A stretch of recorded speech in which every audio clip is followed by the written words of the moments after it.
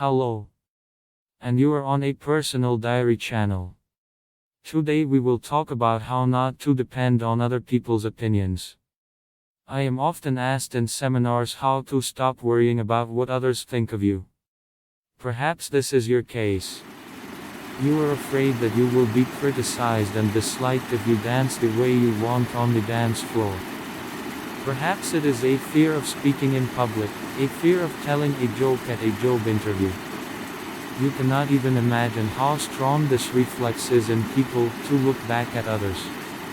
When I teach seminars and propose to do something, most of the participants look around to see what others are doing or not doing and try to catch what they think.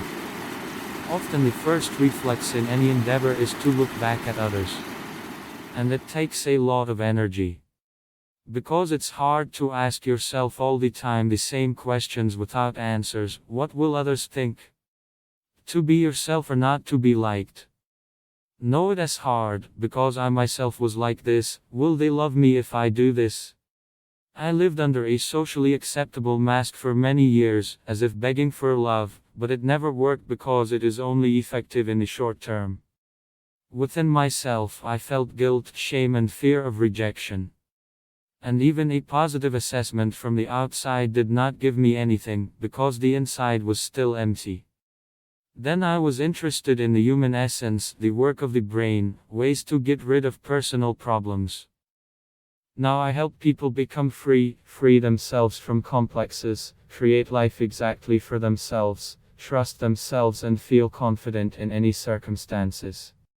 Let's figure out what is wrong when we are worried about what others think of us. It's okay to be sensitive to the opinions of others. How to stop being sensitive to what others think of you is one of the most frequent requests in coaching. I always answer that being sensitive, on the contrary, is good. Because man in general is a collective being. We live in relationships and cannot live or survive alone. Therefore, it is good if you care about the opinions of others. This is a strong and beneficial feeling for us. The only question is, what will you make of this power? A personal enemy and scourge of all life. Or learn to use it to your advantage? What desire is hidden behind this fear of judgment? Desire to be liked. Be in a relationship. Grow. Feeling good. These are extremely positive and beautiful intentions. Therefore, first you need to return to these true desires of yours, to what you really want. Remind yourself often, you are completely normal. The opinion of others is important for any person. To face such fear is normal for anyone, it happens to absolutely everyone. This feeling gives you empathy, the ability to feel how others are feeling, and that's great. Therefore, do not seek to have no fear of judgment. Fall in love with this part of yourself that is so sensitive to others. Any great star of cinema, sports, show business has this fear of condemnation. I have not met anyone who has never felt it in their life. Great Olympic champions, successful entrepreneurs, painters, entertainers, writers all feel this fear in one form or another.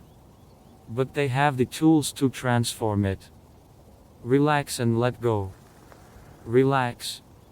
The more you want to control the opinions of others, the more space it will take up in your head and the less you will be yourself.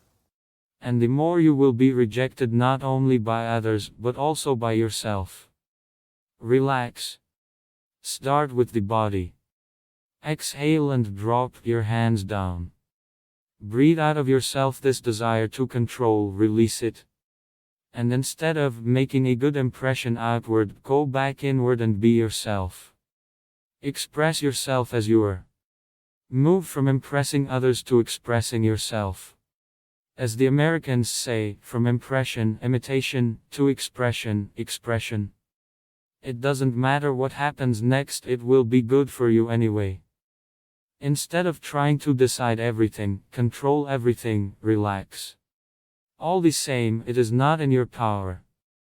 Even if what happens will seem bad to you, over time you will find that it was also good and right for you. Be yourself, be authentic. Only in this way will you attract your people you need into your life. There is nothing worse than wanting to be like someone else. As soon as I want to be someone else, I am no longer me. As soon as I am no longer me, I am neither with myself nor with others. When we are authentic, we make ourselves an invaluable gift. Only those people who like us in their original form, by themselves, are attracted to us. They can't hate us for who we really are, since that's what attracted them. People who love me for what I am not will then hate me for deceiving. Better to have love and hate for yourself for who you really are, because it is at least deserved. When I am authentic, I am free. When I become myself, I am vulnerable, but I have nothing more to lose. As soon as you take a step towards vulnerability, as soon as you admit your imperfection, you immediately feel better. And even if you can lose something, all these will be wrong people, not yours. If they don't love me for who I really am, then they don't love me at all. And they will never love. Because love is a holistic feeling. When you love, then both the light and dark parts of you inspire others. What changed me especially so much was the transition from the desire to be loved to the desire to inspire.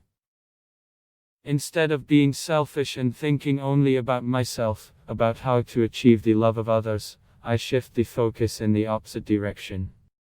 How can I inspire others? And even perhaps I can inspire by being bad when I make mistakes. For example, I make a video, I worry and stutter, I start talking. And someone, looking at me, will tell themselves that stuttering and not doing everything perfectly the first time is not so scary. For my small ego, this is a blow, because I am imperfect.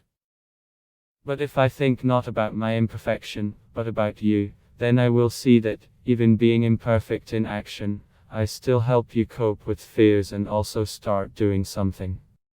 That is, my imperfect action ultimately turns out to be perfect. And this is great. Strive to inspire. The hero is always imperfect. No one will watch or shoot a film where the hero has no flaws at all. Achilles had a heel, Superman had kryptonite. Any hero has a problem, otherwise we would not be able to identify him with ourselves. To be inspirational, it is enough to be imperfect. Avoid pride and shame, don't get attached to positive reviews. If positive reviews mean a lot to you, then all negative ones will inevitably cling and hurt. But no one considers positive reviews to be their problem, no one complains about them. We become attached to a positive assessment, we begin to especially appreciate people who consider us extraordinary, beautiful, and kind. But the more one pole means to us, the more the other weighs.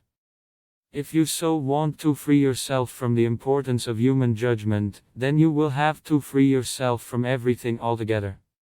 That is, it should no longer matter whether people love you or not.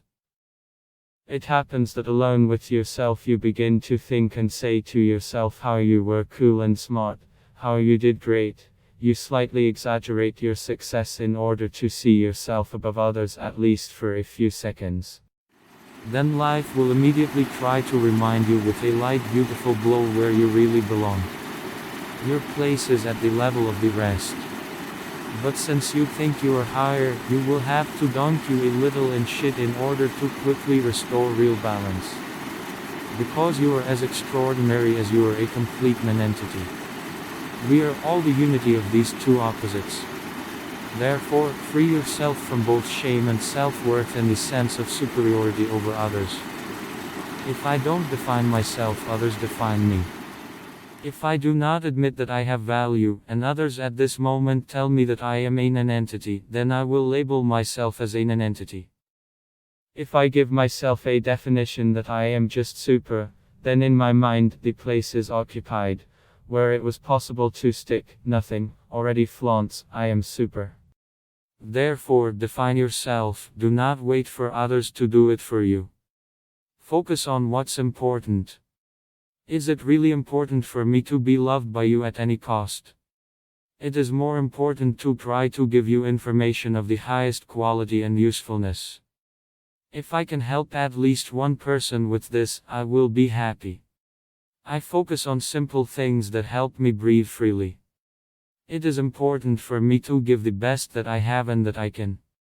I don't want to be the best. I want to give the best. This is what I can, over which I have control. Focus on what really matters to you. It is important for me to know who I will become. And I will try to make a good video or write a good text, successfully negotiate, because as a result of these small actions I want to become different. If you do something not in order to have, but in order to become, you see everything in a different light, you become free. Because even if you are criticized, it helps you to grow. The critics teach you to love yourself and correct mistakes. And it's very good that you received criticism, because even in the worst case, it will help you grow and become better. If you shift your focus from the short term to the long term, criticism is far more useful than praise. And this knowledge liberates. Be free. Try to be yourself. And the more you focus on the idea of your freedom, the better you will feel. Only you can decide what to wear, what to say, what to do. This is only your choice, in which you are free and do not have to look back at anyone. And you will immediately feel the difference. That's all. Like and subscribe to the channel.